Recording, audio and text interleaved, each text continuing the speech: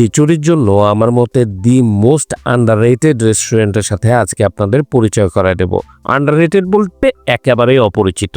2-3 দিন ধরে তো ব্যাপক বৃষ্টি হচ্ছিল, তো চিন্তা করলাম যে একটু খিচুড়ি কিন্তু শেষ পর্যন্ত খাওয়াই উচিত। তো আমার অফিস থেকে মাত্র 20 থেকে 30 মিটার দূরেই এই আল রিজিক রেস্টুরেন্টটা আছে।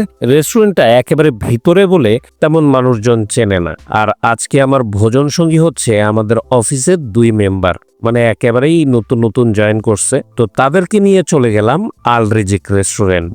এই রেস্টুরেন্টটা হচ্ছে ওই দিলকুশার এনবিএল গলি বলে, ওই এনবিএল গলির একেবারে মাথায়, বা বলতে পারেন সাউথ বাংলা ব্যাংকের প্রিন্সিপাল অফিসের ঠিক মুখোমুখি। তো মাটন খিচুড়ি আমরা অর্ডার করছিলাম। মাটন খিচুড়ির দাম ছিল 220 টাকা। একেবারে গরম গরম হাড়ি থেকে মাত্র ভেঙে উঠায় নিয়ে আসছে। খিচুড়ির চেহারা ছিল দুর্দান্ত, আর প্রথমেই পাবেন ইজ্জত বাড়ার মতো সেই কুচি কুচি সালাদ, আর সাথে ছিল 1 পিস খাসির মাংস, যেই মাংসের কোয়ালিটি ছিল, মানে মাংসটা ছিল একেবারেই নরম তুলতুলে। আর খিচুড়িটা কিন্তু ড্রাই খিচুড়ি ছিল না, একটু মাখো মাখো টাইপের খিচুড়ি ছিল, আর ব্যাপক গরম ছিল। সো আমার এটা ধরতেও বেশ কষ্ট হচ্ছিল, মানে মাখাইতে বেশ কষ্ট হচ্ছিল। এদের খিচুড়ি আমি এর আগেও খাইছি, আর এদের কিন্তু একটা চিকেন খিচুড়ি আছে, ওইটা 180 টাকা। আমার কাছে মনে হয় যারা এই রেঞ্জের ভিতরে একটা খিচুড়ি খাইতে চান, একদম অনায়াসে কোনো ধরনের টেনশন ছাড়া এদের খিচুড়ি আপনারা খায় যেতে পারেন। ওই একটু মাটন আর ওই সম্মান বাড়ানো কুচি কুচি সালাদ আর ওই মাখো মাখো খিচুড়ি যখন উঠায় মুখে দেবেন না, অস্থির।